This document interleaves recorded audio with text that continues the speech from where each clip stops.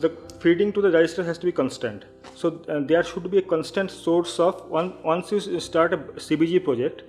So you'll put big biodigesters. Okay, so once this organism will start producing this biogas, then they need constant feeding. So that constant feeding means constant sourcing of the raw material.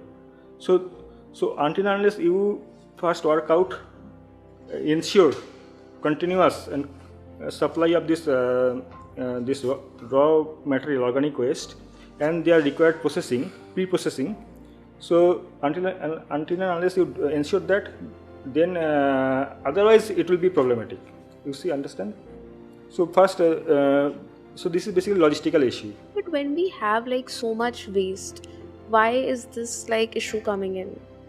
I mean, there are like municipal solid waste, for example. Okay, so if you are generating biogas from municipal solid waste, so the problem is majority of municipal solid waste are not properly segregated in India. The organic contents are not segregated. So you have to collect enough waste, and then you have to have this sorting and segregation facility.